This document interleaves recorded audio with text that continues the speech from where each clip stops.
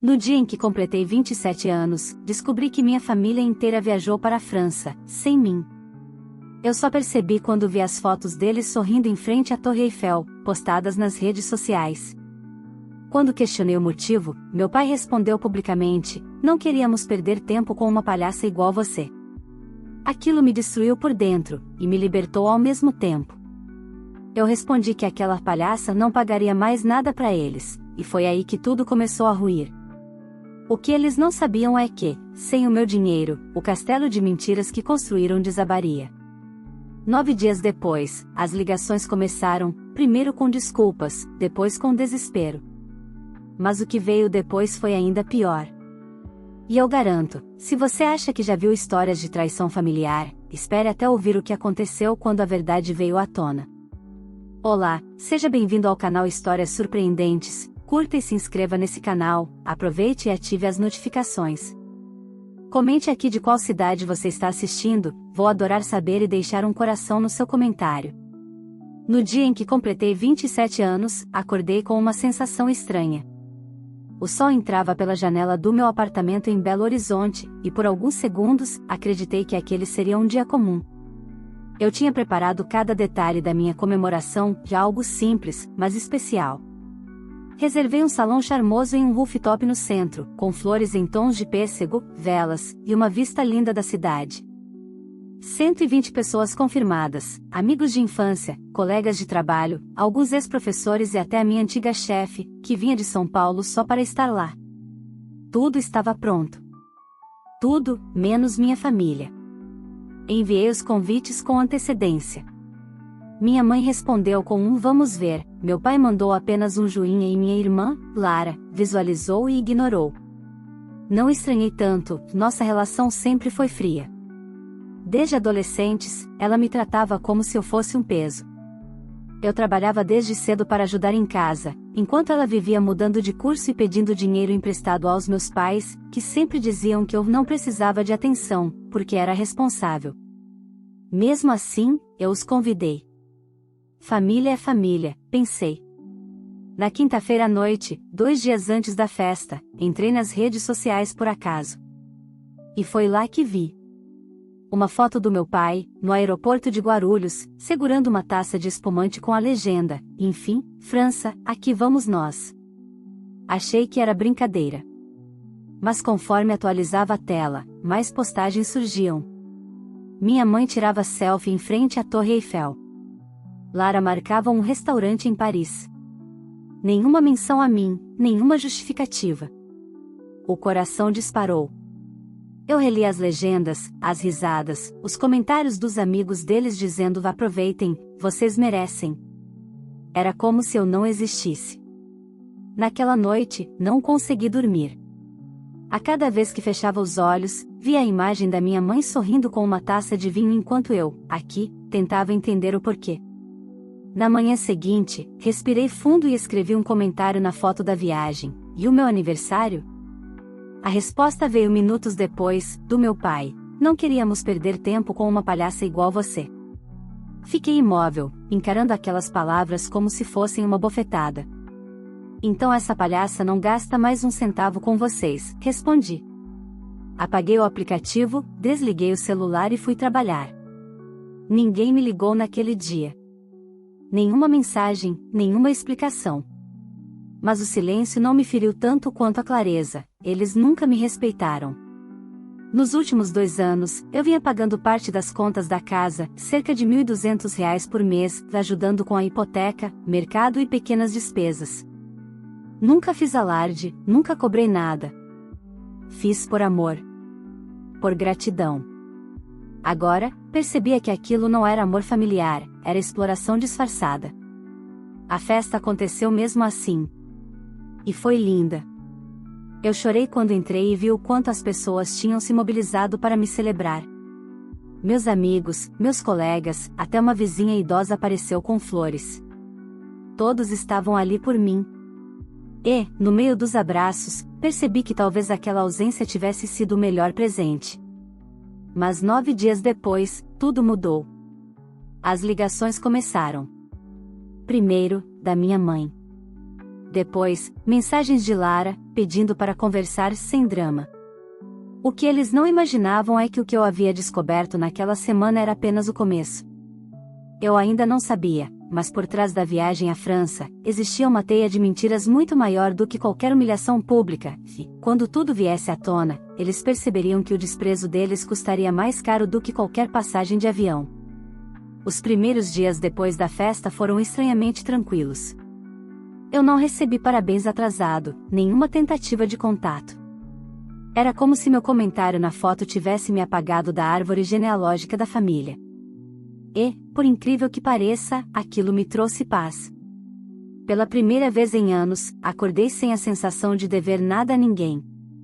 Comecei a caminhar pela manhã, fiz café com calma, até o ar parecia mais leve. Mas o silêncio durou pouco. No 9º dia depois do meu aniversário, minha mãe me ligou. O nome dela piscou na tela do celular e, por instinto, deixei tocar até cair. Ela tentou de novo, e de novo. Depois, veio a mensagem: precisamos conversar, é urgente. Não respondi. 1 hora depois, Lara mandou um áudio de 20 segundos. Oi, mana, tá tudo bem? Vi que você não respondeu à mãe. Liga pra gente quando puder. A voz dela estava tensa, quase forçada. Eu ouvi, mas não respondi. No fundo, eu sabia o motivo. Quando disse que não gastaria mais um centavo com eles, não era figura de linguagem. Eu realmente tinha parado. Cancelei as transferências automáticas, suspendi o cartão adicional que eles usavam e bloqueei o limite que mantinha o nome do meu pai no crédito do meu banco. E foi aí que as máscaras começaram a cair.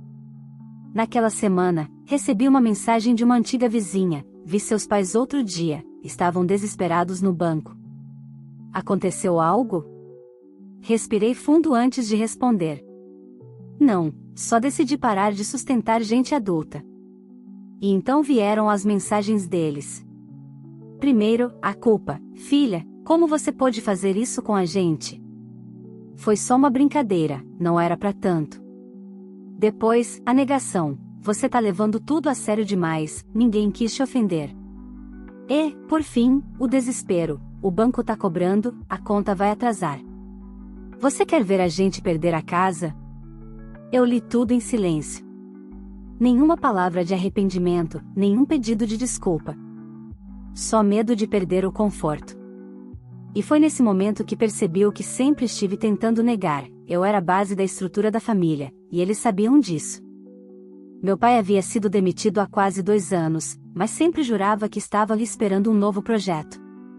Minha mãe trabalhava meio período como recepcionista numa clínica de estética e gastava mais do que ganhava.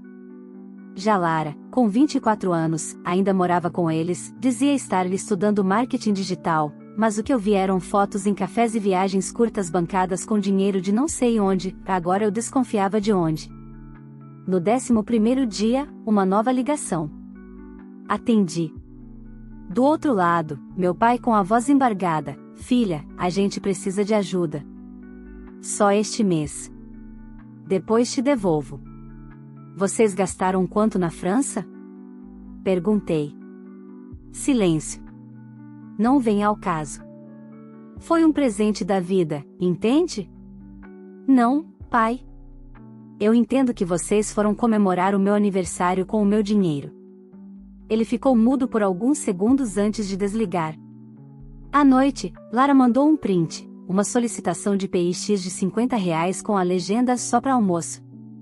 Ri sozinha. Parecia piada. A mesma irmã que me chamava de exibida nas costas agora fingia normalidade, como se nada tivesse acontecido. Não respondi. Mas as coisas começaram a ficar sérias. 2 dias depois, encontrei um bilhete no portão do meu prédio, era do meu pai. Estamos prestes a perder a casa. Por favor, só mais um mês. Prometo resolver tudo. Dobrei o papel e joguei fora. Porque, naquela altura, eu já sabia que o problema não era financeiro, era moral. Eles não estavam falindo, estavam acostumados a mentir. E a verdade começou a se confirmar quando minha avó, Dona Teresa, me ligou.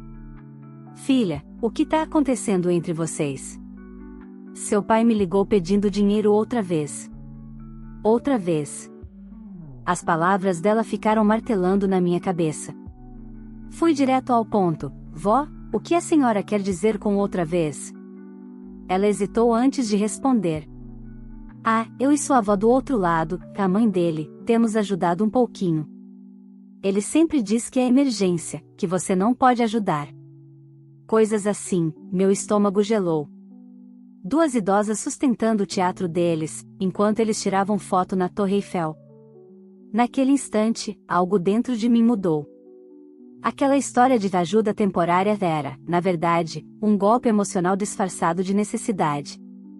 E eu decidi que, dessa vez, eles iriam aprender o que era perder o controle da narrativa. Eu só não imaginava o tamanho da rede de mentiras que ainda estava por vir, e quem mais estava envolvido nela. Depois da conversa com minha avó, não consegui dormir. Fiquei encarando o teto do meu quarto, tentando entender como meus pais conseguiram enganar todo mundo por tanto tempo. Não era só sobre mim, era sobre as duas mulheres que mais confiavam neles, as próprias mães. E, pela voz de Dona Teresa, dava para sentir que ela estava magoada, mas também envergonhada. Na manhã seguinte, decidi ir até a casa dela, em Contagem. Ela me recebeu com café fresco e pão de queijo, mas o olhar era pesado. Sentamos na cozinha e, antes mesmo que eu perguntasse, ela foi direto ao ponto. Eles me pediram dinheiro no mês passado dizendo que estavam prestes a perder o carro. Disseram que você estava fora do país e que não podia ajudar. Acredita? Engoli em seco. E a senhora ajudou? Ela concordou. Ajudei. Assim como a mãe do seu pai. A gente se revezava sem saber. Só descobrimos há pouco tempo, por acaso, quando ela comentou que também tinha feito uma transferência. A raiva subiu como fogo.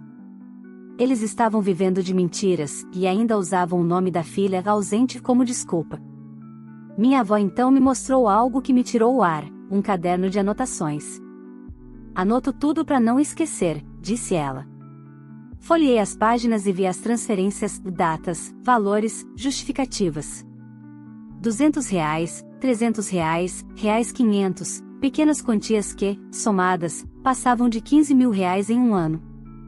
Tudo enviado para o mesmo destino, a conta conjunta dos meus pais. Fiquei em silêncio por alguns minutos, tentando processar. Eles sempre se apresentaram como vítimas do azar, dizendo que a vida foi injusta, enquanto eu e as avós trabalhávamos em silêncio para sustentar o teatro deles. Quando voltei para casa, decidi ligar para minha outra avó, Dona Geni. Ela morava em Betim, e a voz dela no telefone veio firme, sem rodeios. Eu já imaginei que você ia descobrir. Sua avó Teresa me contou tudo. A verdade é que eles enganaram nós três. Três? Perguntei. Sim. Você, eu e Teresa. Eles pediam para cada uma de nós um valor diferente, sempre com desculpas. E ainda diziam que estavam economizando para te ajudar em um projeto futuro. Senti o estômago revirar. Vó, eles foram para a França com esse dinheiro. O silêncio dela do outro lado foi mais doloroso que qualquer palavra. Depois de alguns segundos, ouvi, então acabou. Chega de fingir. Ela me contou que vinha guardando comprovantes de depósito e mensagens, porque começou a desconfiar há meses. Disse que, se eu quisesse, me mostraria tudo. E foi exatamente isso que aconteceu 2 dias depois, quando combinamos de nos encontrar na casa dela. Dona Geni estava com uma pasta azul nas mãos, repleta de papéis. Cada folha era uma prova, extratos, prints de conversas e até e-mails em que meu pai pedia adiantamentos com desculpas diferentes. Às vezes dizia que o carro tinha quebrado, outras que a conta de luz havia dobrado. Em uma delas, mencionava que Lara estava desempregada e deprimida, uma mentira descarada, já que eu mesma tinha visto fotos recentes da minha irmã em restaurantes caros e até no litoral de Santa Catarina. Eles foram longe demais, murmurei, folheando os papéis. E é por isso que nós duas decidimos agir, respondeu minha avó. Eu e Teresa marcamos um jantar de família. Eles não sabem ainda, mas será a última vez que vão mentir na nossa frente. Meu coração disparou. Vó, a senhora tem certeza? Mais do que nunca. Você vem. Vai ouvir tudo, e, se quiser, fala. Mas sem raiva. Só com a verdade. Saí de lá com a cabeça fervendo. No caminho de volta, comecei a lembrar de todas as vezes em que fui tratada como ingrata, como se minha independência fosse arrogância. Quantas vezes minha mãe disse que eu achava que era melhor do que eles só porque eu pagava minhas contas? Quantas vezes meu pai me chamou de fria quando eu não queria participar das discussões dramáticas de domingo? Agora fazia sentido, eles precisavam que eu fosse a vilã para manter a imagem de mártires. Naquela noite, sentei na varanda do meu apartamento e fiquei olhando a cidade lá embaixo, as luzes se acendendo uma a uma. Não sentia mais raiva, sentia um tipo estranho de clareza. Tudo que eu achava ser amor incondicional era, na verdade, uma troca disfarçada. Eu dava dinheiro, eles me davam migalhas de afeto. Mas o jogo estava prestes a virar. Eu iria naquele jantar, não para brigar, mas para assistir à queda do castelo de mentiras que eles mesmos construíram. O que eu ainda não sabia era que, quando a verdade viesse à tona, Lara também teria um papel importante, e não exatamente o que eu esperava. O sábado chegou mais rápido do que eu esperava. Desde que Dona Geni e Dona Teresa decidiram organizar aquele jantar, a tensão parecia crescer dentro de mim como um nó. Elas diziam que seria apenas um jantar em família, mas eu sabia que aquele encontro tinha um propósito claro: colocar tudo às claras. E, no fundo, eu queria isso.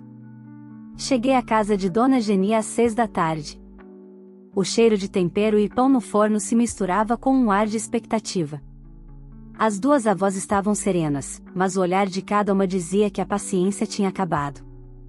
Dona Teresa ajeitava a mesa, e Dona Geni segurava uma pasta azul nas mãos, a mesma que eu já tinha visto. Dentro dela, estavam todos os comprovantes, mensagens e provas das mentiras dos meus pais. Às 7, o som da campainha quebrou o silêncio. Eles chegaram juntos, meu pai de camisa social, minha mãe com um vestido claro e um sorriso falso que não escondia o nervosismo. Lara vinha logo atrás, com a expressão perdida de quem não sabia o que estava prestes a acontecer. Cumprimentei-os com um aceno discreto e sentei à mesa sem dizer nada. O jantar começou calado. O som dos talheres batendo nos pratos era quase o metrônomo da tensão. Meus pais tentavam puxar conversa sobre o clima, sobre o trânsito, mas ninguém respondia. Foi então que Dona Geni pousou o guardanapo na mesa e disse, com a calma de quem já esperou demais: agora que todo mundo já comeu, está na hora da sobremesa. E da verdade. Meu pai riu, sem graça. O que é isso, mãe? Que drama é esse? Mas Dona Teresa não deixou ele continuar. Drama é mentir para duas idosas e para a própria filha para bancar viagem para a França.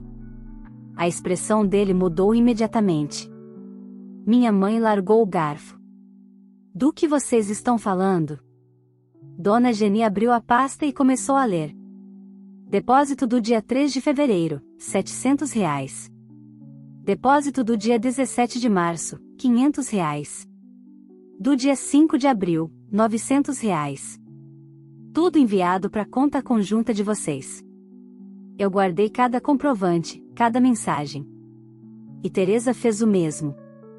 Ela olhou para mim e continuou: enquanto a neta de vocês pagava parte da hipoteca, vocês pediam dinheiro dizendo que ela tinha sumido, que não se importava. Usaram o nome dela para manipular a família inteira. Lara parecia em choque. Isso é verdade? Perguntou, olhando para os pais. Minha mãe tentava se justificar. Filha, você não entende, era uma fase difícil. A gente só queria manter as aparências. As aparências? Repeti. Vocês foram para a França com o dinheiro que a gente mandava achando que estavam passando fome. E ainda disseram publicamente que eu era uma palhaça. Meu pai abaixou a cabeça. Nenhum deles respondeu. O silêncio foi tão pesado que parecia ocupar o ar. Então, Lara se levantou devagar. Eu também quero falar, disse. Vocês me enganaram. Sempre disseram que ela tinha se afastado, que não atendia, que achava que era melhor que a gente. Eu acreditei nisso. Agora percebo que vocês precisavam de alguém para culpar. Minha mãe tentou interromper, mas Lara levantou a mão. Chega. A verdade está na mesa. Vocês mentiram para todo mundo, inclusive para mim. Dona Teresa encostou as mãos na mesa e falou com voz firme: não tem mais conversa. Vocês estão cortados. Nenhum real a mais sai das nossas contas para vocês. E se tentarem pedir ajuda de novo, todo mundo da família vai saber exatamente o motivo. Meu pai, pela primeira vez, pareceu desabar. Ele olhou para mim com os olhos marejados. Filha, a gente errou. Foi vergonha, orgulho, não sabíamos lidar com o sucesso que você teve. Você conseguiu tudo o que nós sonhamos e não alcançamos. E isso justifica me humilhar na internet? Respondi. Minha mãe começou a chorar, um choro sincero, diferente das lágrimas manipuladoras que eu conhecia. Nós fomos covardes. Queríamos esconder o fracasso. E você virou o espelho do que não conseguimos ser. Eu fiquei em silêncio por alguns segundos. Tinha esperado anos por um pedido de desculpas, mas agora que ele vinha, soava tardio.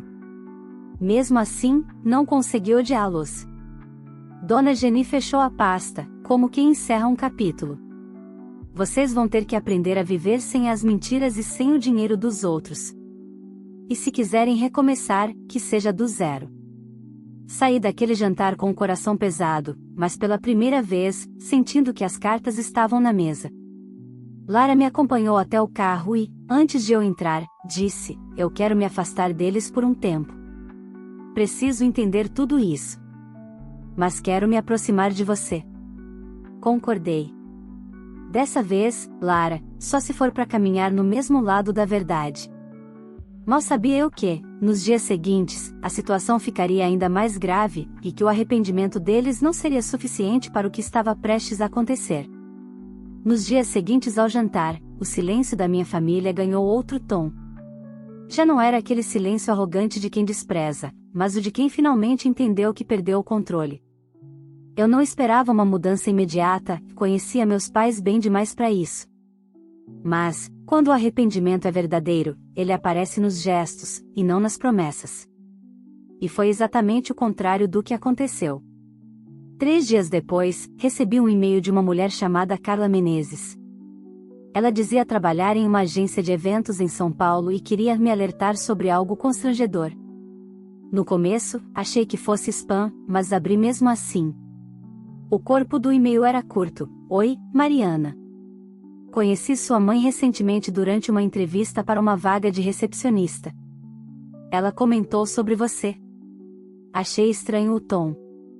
Disse que você fingia ser bem-sucedida, que vivia de aparências e que quem realmente te ajudava era a família. Resolvi te escrever porque achei injusto. Li o texto 3 vezes. Cada palavra parecia me empurrar de volta para o passado, para os mesmos sentimentos que achei ter deixado no jantar. Mesmo depois de expostos, meus pais ainda encontravam maneiras de me diminuir, agora para desconhecidos. Enviei o e-mail para Dona Geni e Dona Teresa, sem comentários. 3 minutos depois, Dona Geni me respondeu: prepare-se. Você não imagina o que acabamos de descobrir. Meu coração gelou. Liguei imediatamente. Do outro lado da linha, a voz de Dona Geni tremia, de raiva. Sua mãe e seu pai tentaram abrir um empréstimo usando meu nome. Um financiamento de mais de R$100 mil. O banco ligou para confirmar e eu quase caí da cadeira. Fiquei muda.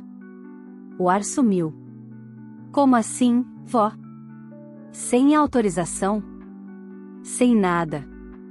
Eles preencheram tudo e botaram meu CPF como fiadora. A sorte é que o banco desconfiou e ligou. Naquele instante, senti algo dentro de mim quebrar de vez. Aquilo não era mais erro, nem vergonha. Era crime. Dona Geni contou que, ao descobrir, chamou Dona Teresa e foram juntas até a casa dos meus pais. Você precisava ver a cena, disse. 2 velhas furiosas, batendo na porta e exigindo explicações. Seu pai tentou dizer que era mal entendido. Sua mãe chorava, dizendo que era desespero. Mas desespero não justifica falsificar nome de ninguém. Eu fiquei em silêncio, ouvindo cada detalhe. As duas não apenas confrontaram, como avisaram que, se o banco confirmasse a tentativa de fraude, chamariam a polícia.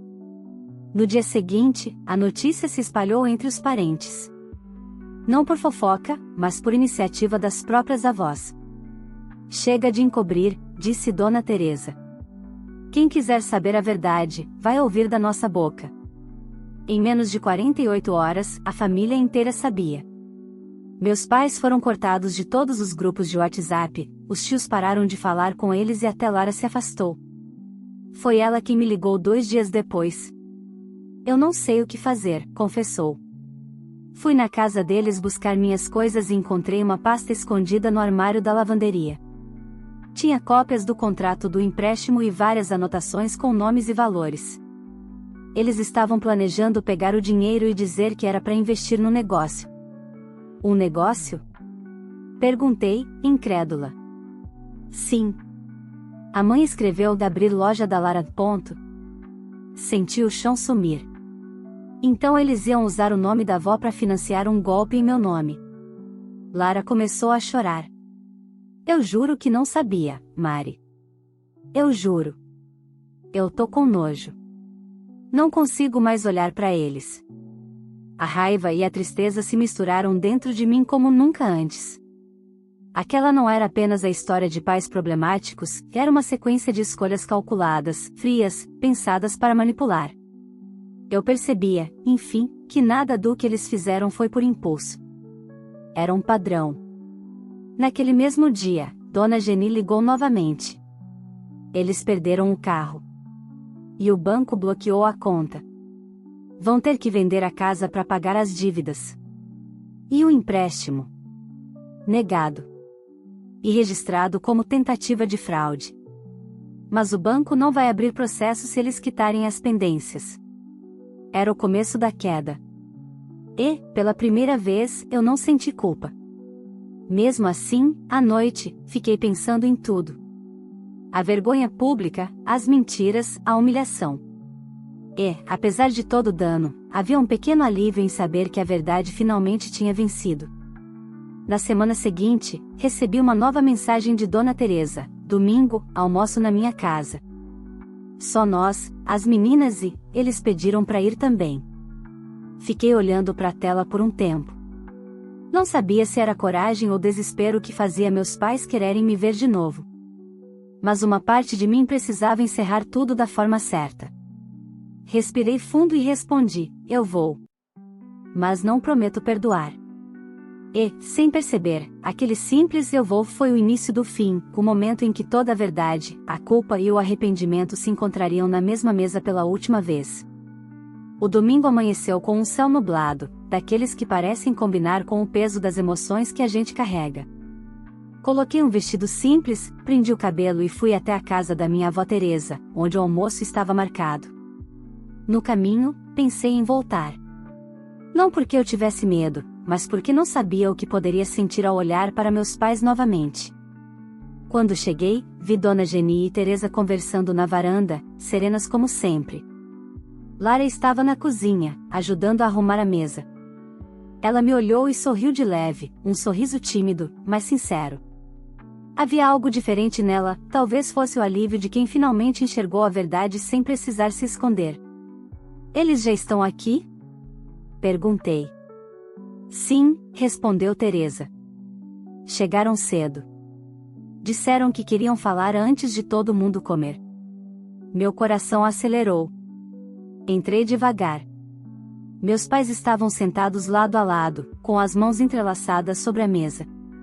Pareciam menores, como se o peso das mentiras tivesse finalmente caído sobre os ombros. Meu pai se levantou primeiro. A voz dele saiu trêmula, diferente do tom autoritário de antes. Filha, a gente não veio pedir nada. Nem dinheiro, nem piedade. Viemos pedir perdão. Ele respirou fundo. A gente destruiu o pouco de confiança que restava. Tentamos esconder a vergonha com mentiras e, no fim, só pioramos tudo. Minha mãe chorava em silêncio, olhando para baixo. Quando falou, a voz dela era quase um sussurro. Eu fui cruel com você. Disse coisas que nem eu acreditava. Eu queria te diminuir porque não suportava te ver tão independente, tão dona da própria vida. E eu me sentia fracassada. Olhei para eles. Não respondi de imediato. Quis observar, entender se aquilo era mais uma encenação ou, finalmente, a verdade. E pela primeira vez, não vi disfarce. Vi arrependimento real. Eu não sei se consigo perdoar, disse. Mas sei que, pela primeira vez, vocês estão sendo honestos. E isso já é um começo. Lara então tomou a palavra. Eu também preciso pedir desculpas. Eu acreditei neles, repeti mentiras sobre você. E mesmo vendo sua força, te tratei como se fosse culpada por tudo. Hoje eu sei que quem realmente carregava essa família era você. Meus olhos marejaram. Eu não esperava ouvir aquilo. Não precisa se justificar, Lara. A culpa nunca foi sua. Você só acreditou nas pessoas erradas. Dona Geni, que até então permanecia calada, finalmente falou: vocês pediram perdão, mas o perdão só tem valor se vier acompanhado de mudança. Então, o que pretendem fazer agora? Meu pai respondeu, firme: vamos vender o que restou da casa e alugar algo pequeno. Já começamos a procurar emprego. Nada de fingir mais. A gente precisa recomeçar do zero. Minha mãe concordou. E começamos a fazer terapia. Juntos. Porque não dá mais para viver tentando parecer uma família. Queremos ser uma. Dona Teresa sorriu, emocionada. Talvez ainda haja esperança, então. O almoço começou em silêncio. Não um silêncio pesado, mas reflexivo. A comida, simples como sempre, parecia ter outro sabor. Pela primeira vez em muitos anos, não havia mentiras na mesa. Quando terminei de comer, me levantei devagar. Todos me olharam. Eu não sei o que vai acontecer daqui pra frente, comecei. Mas, por muito tempo, eu vivi tentando conquistar o amor de vocês com dinheiro, esforço e silêncio. Hoje, percebo que o amor verdadeiro não se compra, se constrói com respeito. E isso, finalmente, eu aprendi, mesmo que tenha sido da maneira mais dolorosa. Minha mãe se levantou, caminhou até mim e me abraçou. Foi um abraço tímido, quase incerto, mas sincero. Eu não retribuí de imediato, mas depois de alguns segundos, encostei a cabeça em seu ombro. Era como fechar um ciclo. Ao sair da casa das minhas avós, o céu começou a abrir. Um raio de sol atravessou as nuvens, dourando as folhas das árvores. Respirei fundo, sentindo um tipo diferente de leveza. No caminho de volta para casa, o celular vibrou. Era uma mensagem da minha mãe: obrigada por ter ido. Sei que não merecemos sua presença, mas vamos merecer. Sorri sozinha. Não sabia se um dia eu perdoaria completamente, mas pela primeira vez, a ideia de tentar não me parecia impossível. E foi assim que, depois de 27 anos, eu finalmente entendi que a liberdade não vem quando a gente se vinga, vem quando a gente deixa de precisar ser aceito por quem nunca soube nos amar de verdade. Se você chegou até aqui, me conta nos comentários: você faria o mesmo que a filha fez? Cortaria completamente os laços depois de tanta humilhação ou daria uma nova chance à sua família? Quero muito saber a sua opinião. Aproveita e me diz também de qual cidade você está assistindo este vídeo, para eu deixar um coração no seu comentário. Essa história mostra que, às vezes, o verdadeiro amor vem depois da dor, quando a gente aprende a colocar limites e se valorizar. Se essa mensagem tocou o seu coração, curta o vídeo, se inscreva no canal e compartilhe com alguém que precisa ouvir isso hoje. Cada like e cada inscrição ajudam muito a trazer novas histórias como essa, cheias de emoção, reviravoltas e lições de vida. E não se esqueça, respeito não se implora, se impõe. E às vezes, o perdão começa quando a gente escolhe seguir em paz,